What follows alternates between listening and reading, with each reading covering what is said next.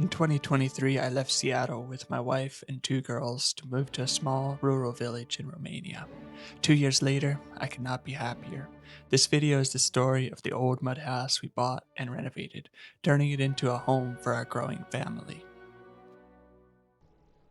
Here's what it looked like when we bought it. It had been abandoned for a while, and in the corner you can see what it looks like now. It was a lot of work, but I've compressed it into 35 minutes for you, a time lapse of going through this whole process. First I cleaned it out, burned all the junk, and then started chipping away at the mud and the plaster. I didn't have an exact idea of what I was going to do at first, but I came up with ideas as I went. We had two main goals in this renovation. The first was to make a home large enough for our family and if we should ever have any more children.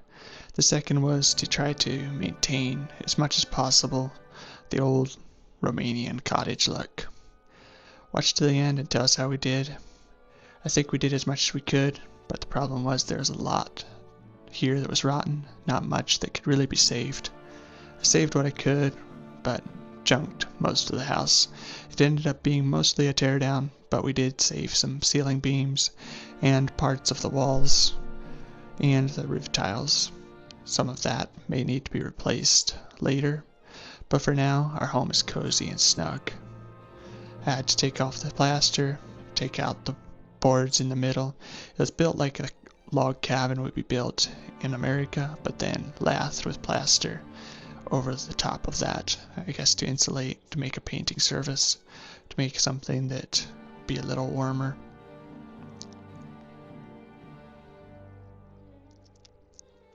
This wall was along the fireplace, so it was made of brick instead of the wood, and you can see how the fire had eaten a hole through the brick, and bees had come and made a nest there. So I had to tear it all out, and at the end you may see one of the beams has a little bit eaten out of it from the bees there.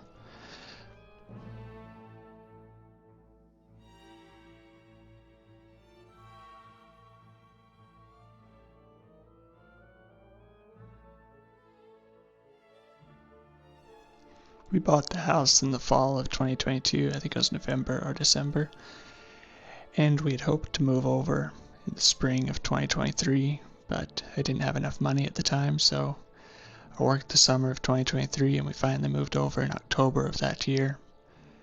We paid 20,000 euros for this old house, and the land it was on 6,800 square meters. The money was mostly for the land. The house was considered not really worth anything. It had no plumbing. It had electrical thankfully hooked up, but none of the electrical wires in it were worth anything. The house itself really was not worth much.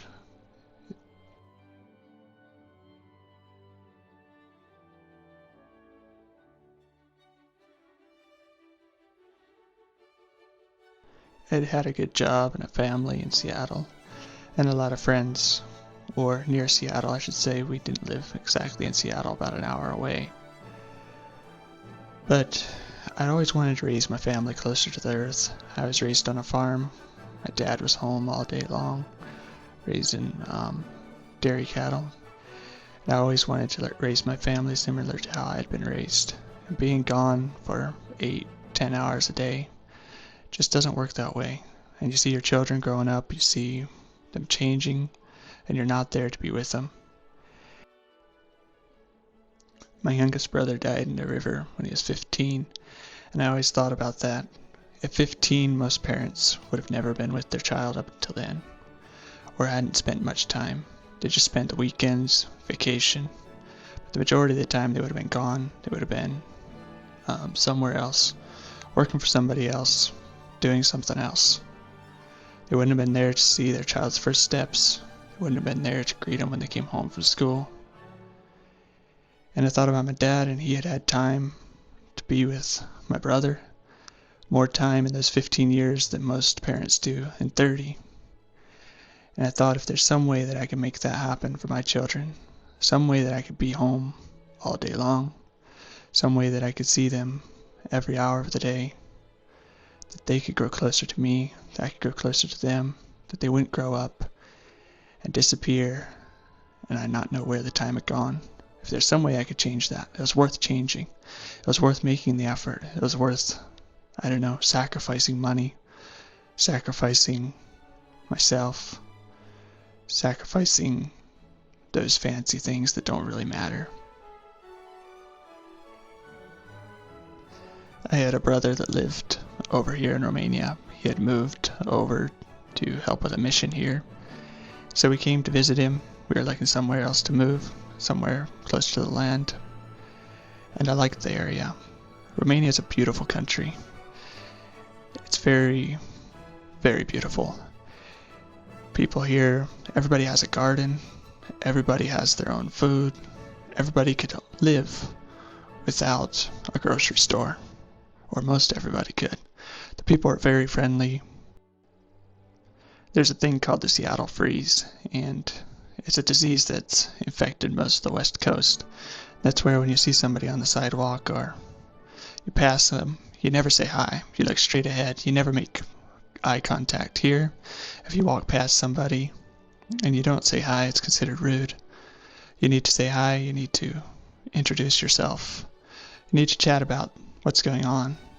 I'm still learning the language. It's pretty hard. I spend about 2 or 3 times a week, about an hour with a private tutor to try to learn the language. Language has never been, it's just not an easy thing for me, but I think we'll get there. I think we'll be able to speak it better the more I study.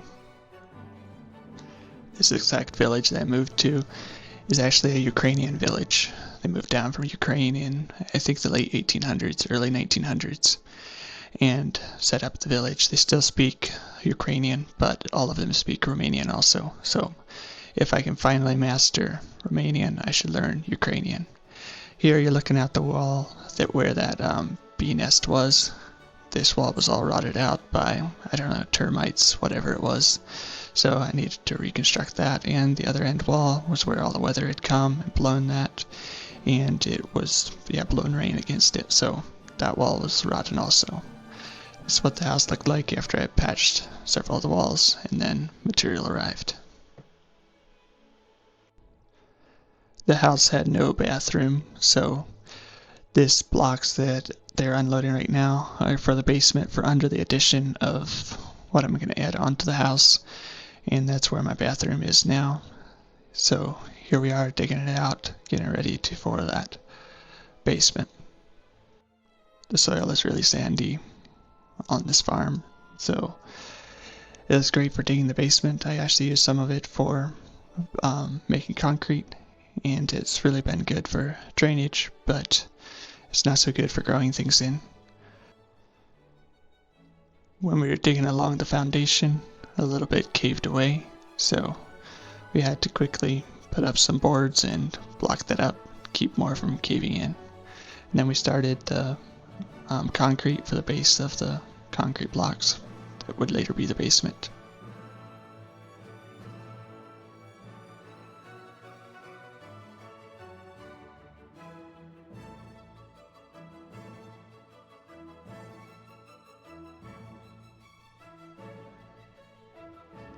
As you can see here, we ran rebar long ways and then also some upright through the blocks, and then also filled the blocks with concrete to make a solid wall. So hopefully it makes a very solid foundation for the addition of the house. This addition was about 5 meters by 6 meters. So, and in that addition, you'll later see where I put my bathroom and my office in the hallway. And at the end of the hallway is my washer for washing clothes. So then after we got the foundation built, we put on this top plate and put the floor joists across.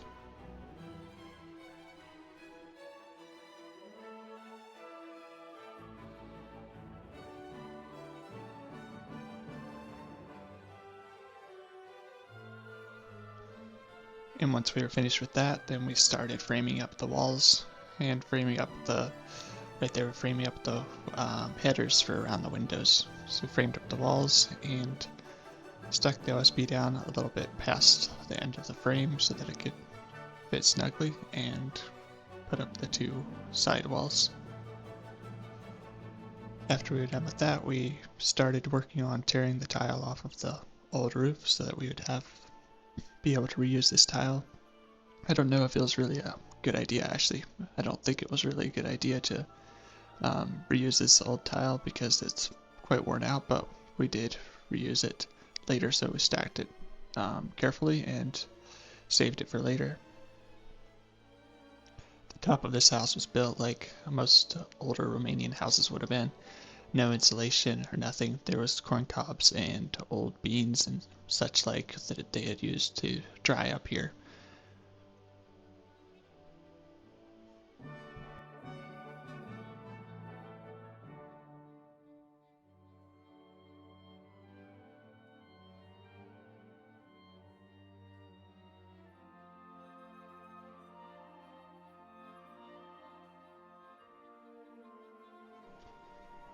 And I got to work at tearing down both walls. It's quite easy.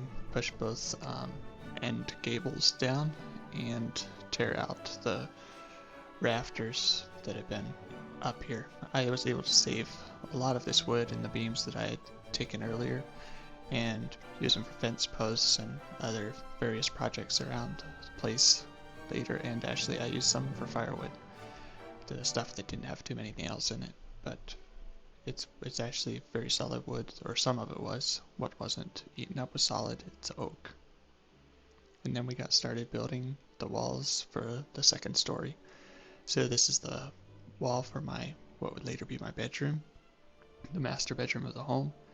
And then this is looking at the walls for the bedroom for my little girls and their play area. We wanted to have an open ceiling with the rafters or beams going up and then tying a roof behind that. We really liked the open look of seeing the structural part of the house from the inside, and then also we wanted to match the kind of Adirondack look. My wife is from upstate New York, and we really liked the wood on wood look. Another thing we were trying to accomplish with the design was make it look like a small house from the road, so that it doesn't look too much like anything has changed when you approach the home, but then open up to the farm so that we could see out at our cows, our chickens, and the garden, so we can actually have a decent view from the backside of the home, but still look like a cottage from the front. So to facilitate this, we built walls on one side about 2 meters tall, and then the wall on the opposite side was only about 50 centimeters tall or so. We ended up raising the wall in the front of the house too, so basically a 50 centimeter stem wall all the way around, and then a 2 meter wall on the other side. So it has so it opens up on the one side so that we can actually walk around up there, and the loft area or the bedroom areas could actually be a usable space that we could navigate easily.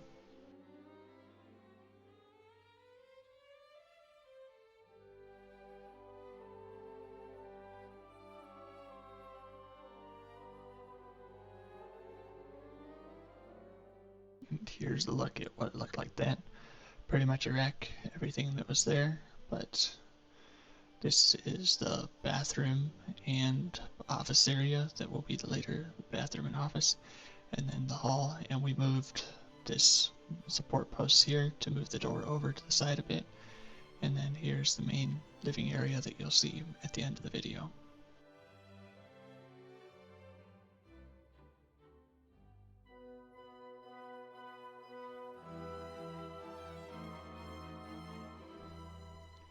Next, we got to insulating the roof. This was a pretty tricky part because we wanted to have the whole structure visible from the inside.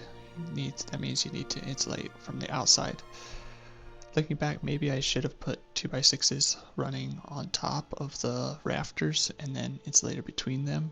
I don't know if that would have worked better, but this way, with insulating everything on the outside, you have a very good thermal barrier between the interior of your house and the exterior of your house. So it did end up working pretty well as far as making a fairly tight home, but it was a little tricky as far as attaching the lath for the roof shingles then later.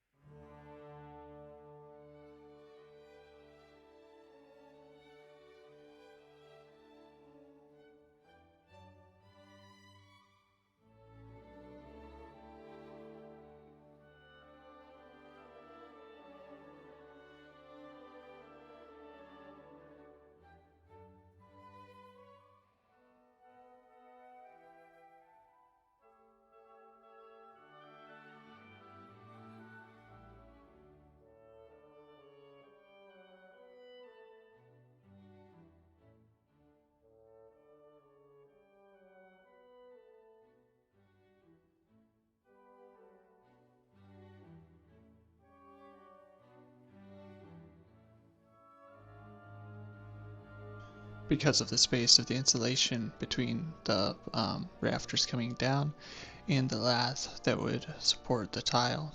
I needed to make something to fill in that space to be able to support the tile coming down. So I created these blocks that basically made the rafters fatter on the outside so that it could hold it up without causing any issues.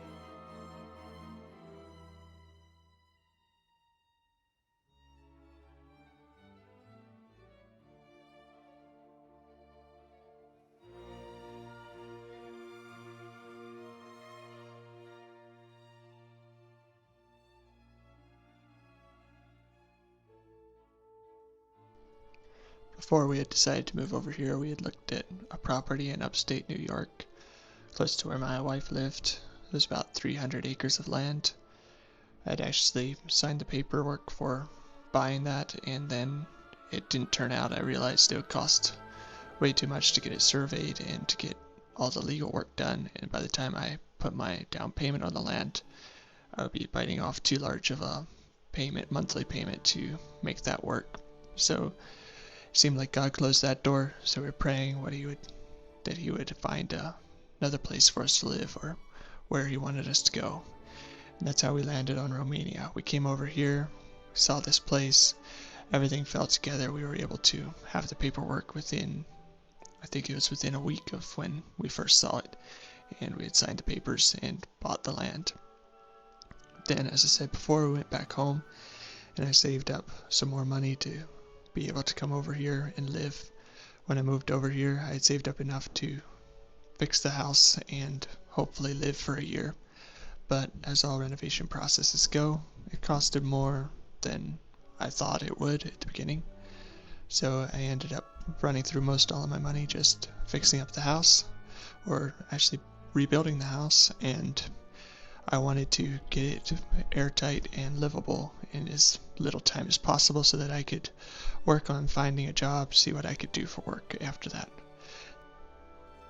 I had worked for a friend doing landscaping. We did paver patios, retaining walls, basically hardscaping, and then also a little landscaping on the west coast. I'd never really done construction like this, so this was my first time to learn. And whenever we came over here, I was hoping to get a job with the same company doing 3D design. After we moved in, I pitched the idea to him, and it worked out, and that's what I do to feed my family today. We do have a cow and some chickens, and I sell some milk from the cow, but it basically just covers the expense of the cow, not really making any money on it.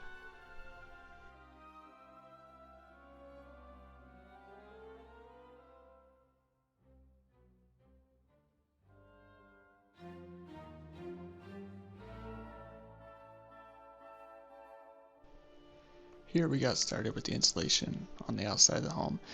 First I tried using some mud to smooth out the wall, or the old mud wall, and then glue the insulation to the wall, and then screw it in with some screws and some caps to make it hold on to the wall well. And we put 10 centimeters of insulation on the old part of the house, and then 5 centimeters on the new part. On the new part, I had insulation between the joists and the walls, and so I wasn't too worried about that really being that cold.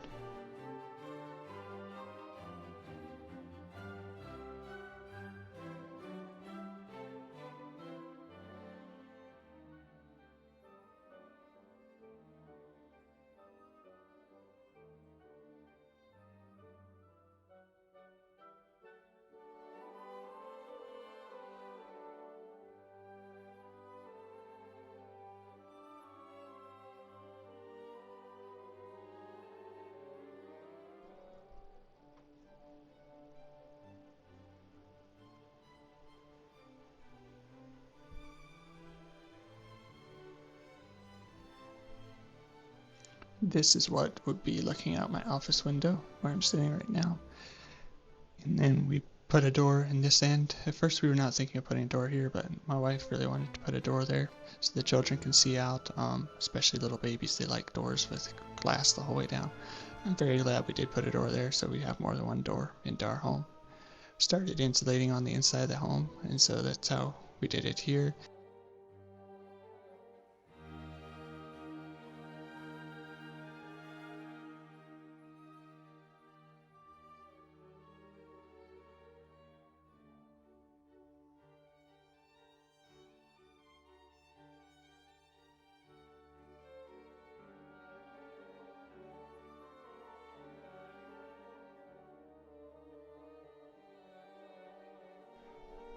Once the insulation was installed, we started with the drywall, cutting around everything. It was a lot of cuts, especially around where the beams go down into the wall. But I think it was worth it to get the seamless look of the beams going down into the wall. And this is our master bedroom right here, after we had had all the drywall installed before we had started doing the mudding.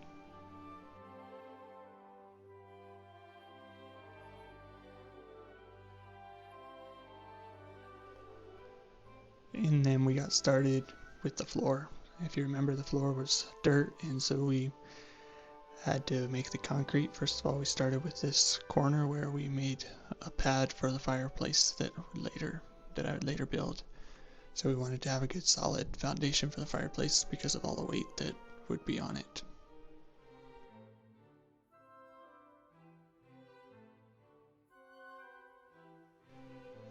I put down insulation first under the floor so that no cold would come up through the ground. My plan was to put floor heating in, and you'll see that in a few minutes or a few seconds. And so I put insulation down, and then we put sand on top of that to bed the floor heating pipes into. Brought the fireplace in, set it on the blocks. Later, you'll notice the fireplace is actually lower because I decided 3 blocks was too high for it, and so we lowered it by another block. I'm glad I did that because that brought the fire down lower, which heat rises, so it's a lot more efficient the lower you can get the fireplace.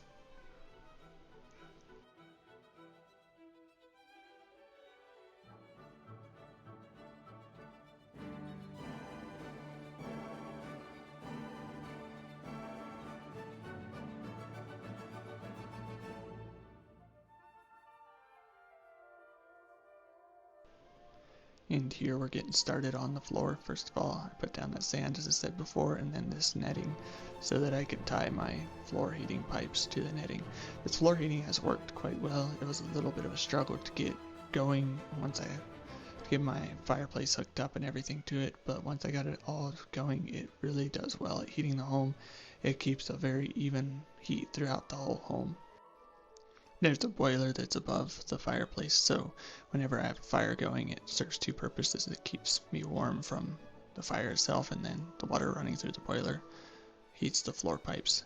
Eventually I did put floor heating under the addition part too, so my whole house has floor heating throughout. So between the floor heating and the radiators that run off the same hot water, the house stays fairly warm. First pour of concrete was not very even, so we put a thinner layer on top that would make it smoother for the floorboards to go onto.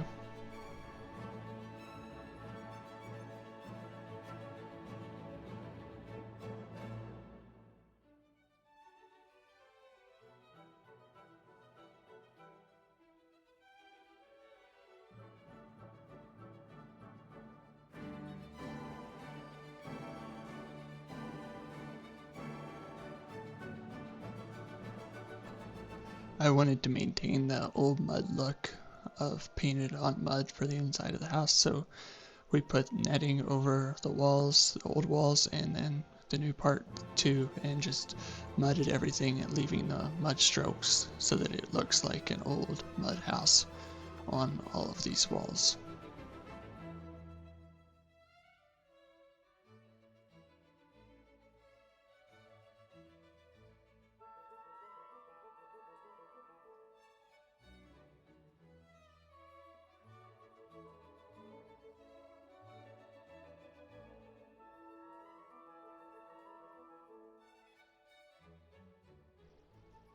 We sanded down all the beams like this with a wire brush so that we could get all the bugs out of them and also make them a little smoother, and then we varnished over top of them and treated for termites so that hopefully those bugs in the wood could get killed.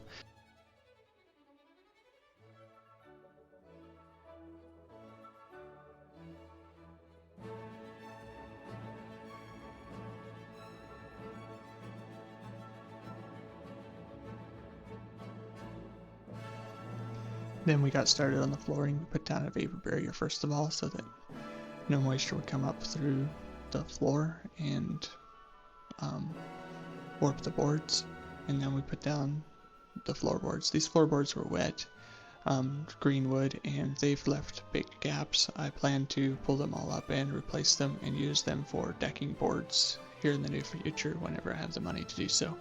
So this was not the best idea. I couldn't find hardwood floors around here. I think you can find them, but they are very expensive. I'm gonna probably end up just putting in the click together flooring. Then we got started with the cabinets. At first I wanted to do custom cabinets, but then I realized the price of them and also the wait time involved, and so we bought these box cabinets and they worked quite well, and I think they turned out well. I'm happy with them.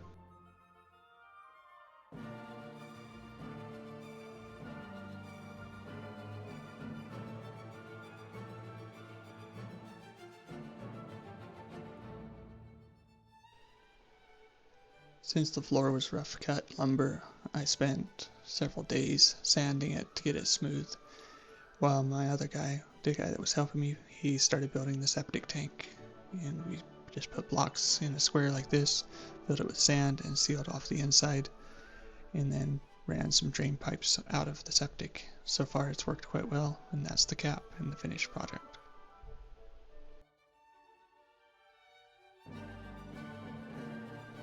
I hired somebody from a neighboring village that was very good at welding. He made my railings for us.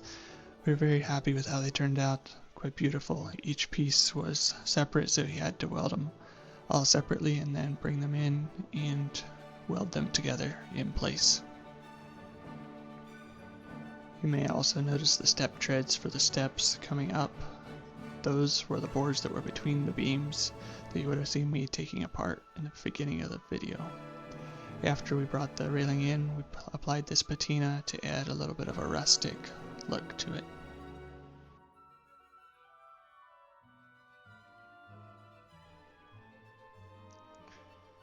And here I'm getting started on the bathroom. So first of all, put in drywall that's water or made for bathrooms and kitchens, the green drywall on the sides, and then I put cement board on the floor so that hopefully it can hold the tile better that I would be laying on top of that. And then I put cement board along the back wall where I attached some rock you'll see later.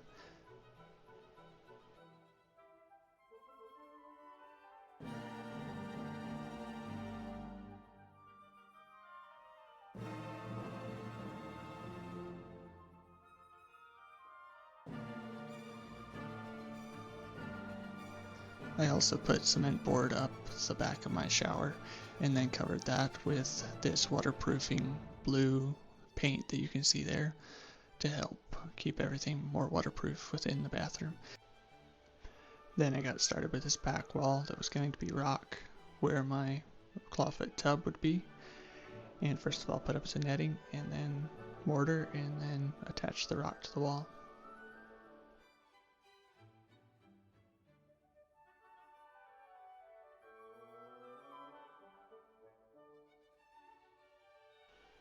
After that I got started trimming out the windows upstairs and getting all the trim done in the house.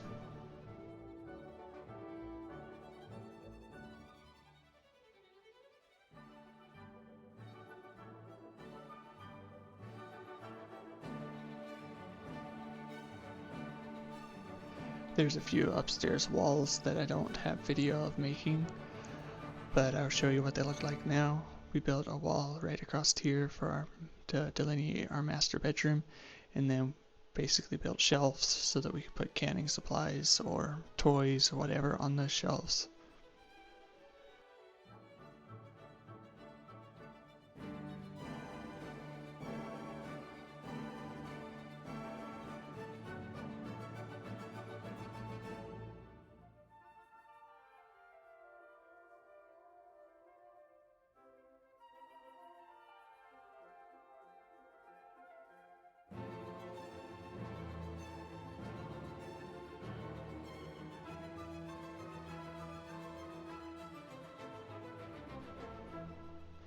After we had moved in for a bit, I started work on my fireplace surround. The fireplace worked fine without the surround, but the surround is more aesthetic, and so I got to work on that. I used travertine tiles to build up, and then also a travertine hearth, as you'll see.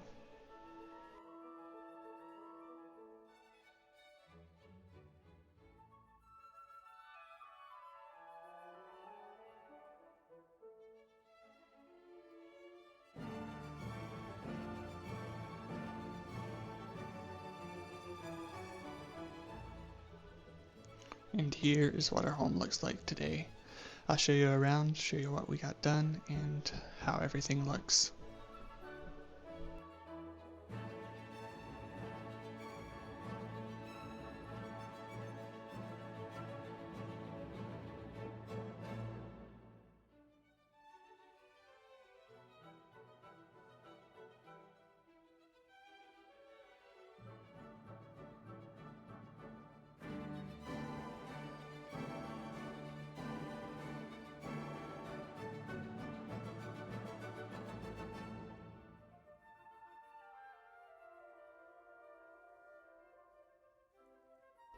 I had been wanting to post this video for quite some time, and I didn't ever quite get around to it. And then some other people on YouTube had asked to post my video using clips of my progress, and they put together some videos, and it inspired me to do the same. And then I was thinking, well, if they can do it, why can't I do it, and get some video clips together and see if it gets views, see how well it does. So leave a comment, leave a like, share the video, and tell me what I did wrong, tell me what I did right. If you have any questions about our homestead, anything that we have going on here, just feel free to leave a comment in the comments, and I'll try to respond. If this is a viable thing, I'll keep you updated. I plan to build a deck, I plan to build a wallapini, and do quite a more work around the house and around the land. I'll show you what that looks like, and we'll see how it goes. Thanks for watching, and stay tuned.